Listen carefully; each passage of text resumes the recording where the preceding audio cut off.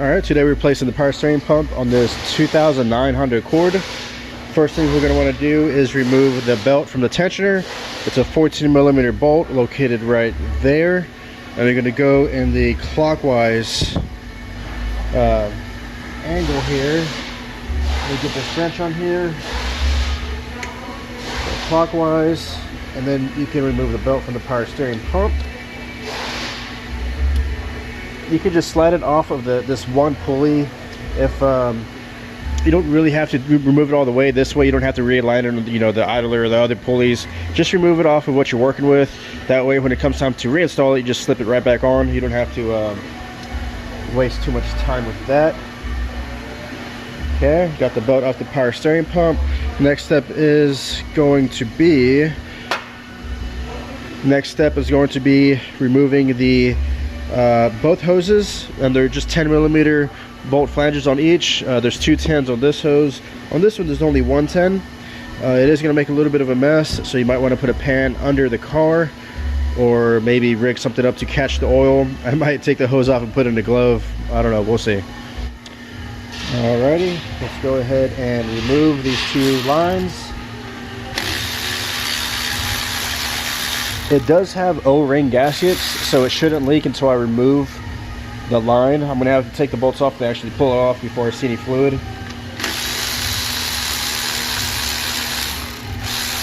And the only reason I know that is because the new pump actually came with some new O-rings. So I got that one loose. I'll put the bolts in the box just to keep track of them. Same thing with this one. This one takes an O-ring as well, so it shouldn't leak until I physically pull it off the pump. Put that bolt in the box. So now we can get ready to make a mess. This might work, it might not work. I'm going to pop the hose off and put it in the glove.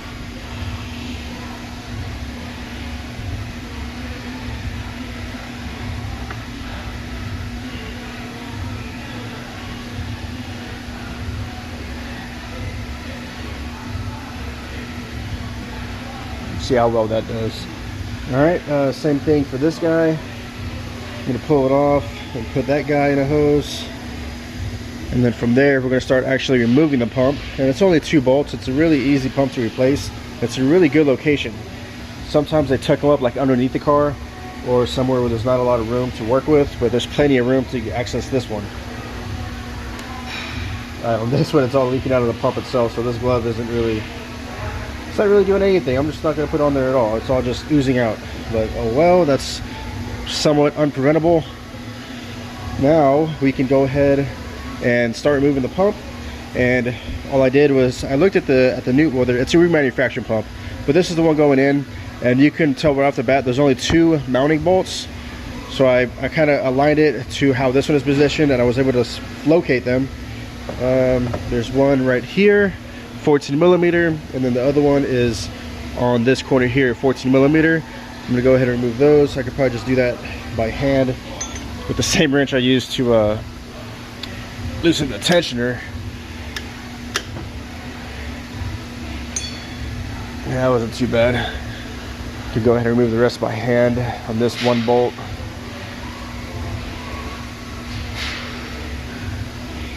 So pretty much, yeah, this is really easy pump. After I replace it, let's see, don't forget to use new O-rings. Should come with the new pump you get. I mean, it's such a simple thing to replace, but it can actually, you know, cause a lot of headaches if you don't, because it can leak, dry out the pump. Just that 20-cent O-ring could be the source of a failure from that pump going dry from a leak. So just don't forget to replace it. It's too easy not to. I just smashed my thumb. Ow.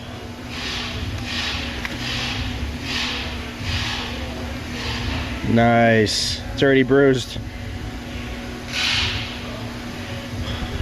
It's shaking. Oh my god. Don't do what I did and smash your thumb. I advise against it.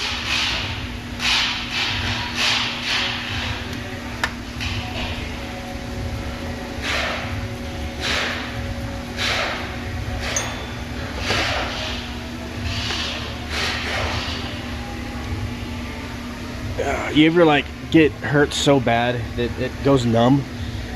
That's kind of what just happened. I smashed my thumb so bad it hurt.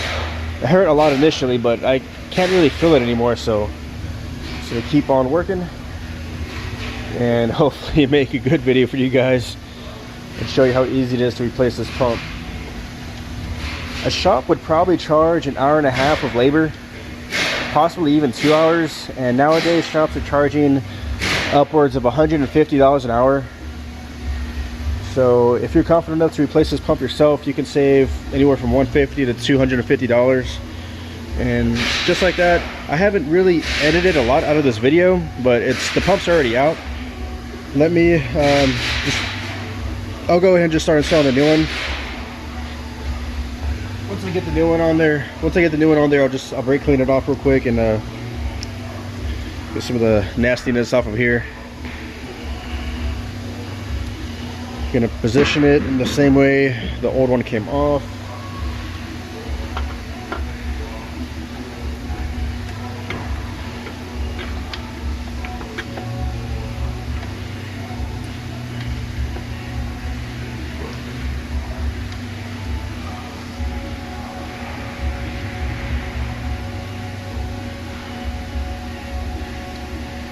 Alright, I'm gonna thread this one in by hand until it basically bottoms out. And it's a good idea not to go too tight to the point where you can't actually get movement out of it, because you do want to be able to move it to align the second bolt. So get both your bolts in there before you actually apply any sort of torque to them.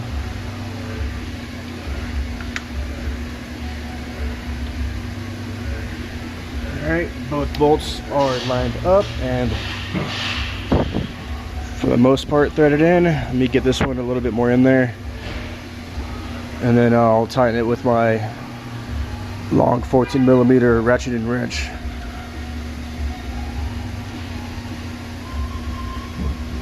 It's bottomed out. This one had a little bit more to go. Okay. Let's see if I can do this without smashing any more fingers.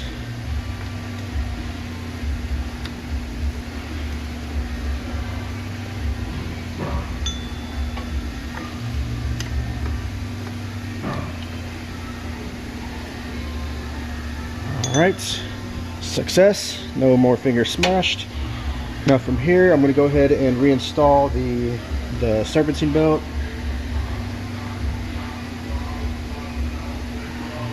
Hopefully it doesn't come off of any other pulleys, so I don't have to deal with that. Get under the car and line them up. Okay, we should be okay.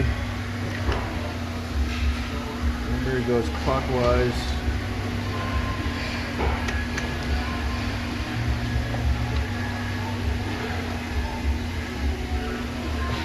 Get this side lined up and then work on this side.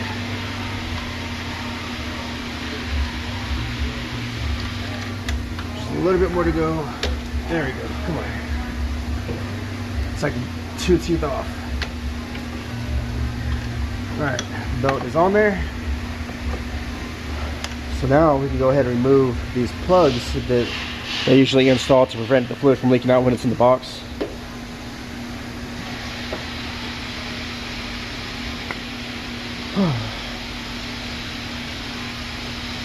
So from this point we can install the new O-rings.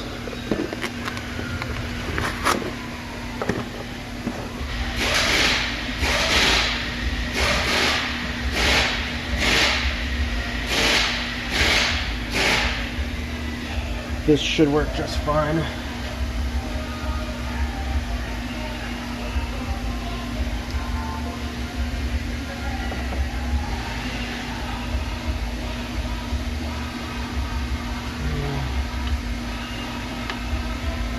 Alright, now it's just as easy as reinstalling the 310s we pulled out. I was trying to see if there are any differences, but they actually all look the same, because there's 2 for one flange and 1 for the other, but all 3 are the same, so I guess it doesn't matter where they go.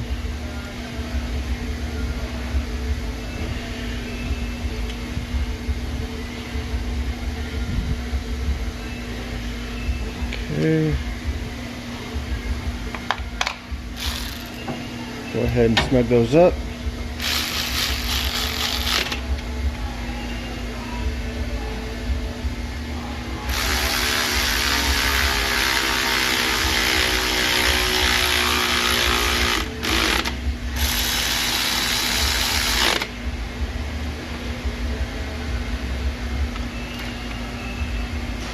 Okay, those are good. They don't have to be real tight. I mean, they're tiny little bolts. If you go too tight, you can risk stripping the threads. Or even this one here has a plastic flange. You can even break that one, so don't go too tight. From here, let's just go ahead and top off the power steering fluid, which is down here in this little reservoir.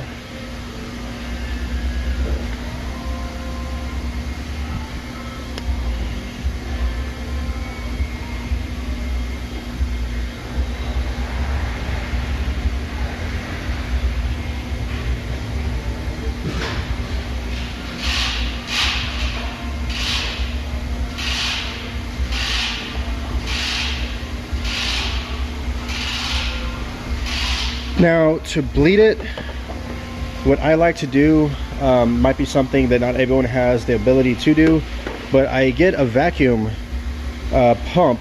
It's a pneumatic vacuum pump, and I create a vacuum in the reservoir, and it'll suck out any air that's in the system. But at home, what you can do is you can get the wheels off the ground, and you can go lock to lock in the steering wheel with the cap off the reservoir, and hopefully the bubbles will come out and kind of bleed out by itself.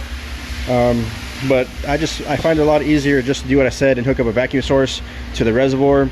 I kind of just put the hose, let it create a vacuum, and it will bring out any air that's in there. Okay, so the shiny fluid there, that is the power steering fluid level. It's right there below basically where the cap is. I'm going to hook up the pneumatic. It's actually a brake bleeder, but it works in all kinds of applications. I'm going to go ahead and start to vacuum the reservoir while making sure the hose doesn't actually suck up the fluid, and we'll see the difference it makes. All right, here we go.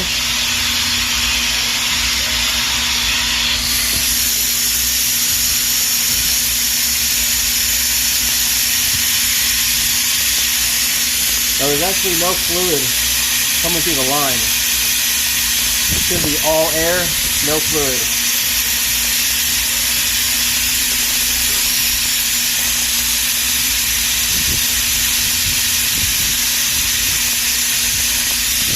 Now let's see what happened to the fluid level. If it went down any, that means that it got air out of the system.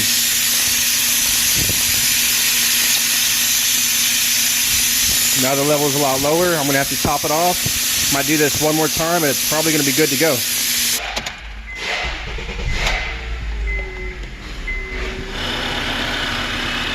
Alright, just like that, we have a power steering pump that's nice and quiet. If you like this video, like, subscribe, see you next one. Thanks for watching. Later.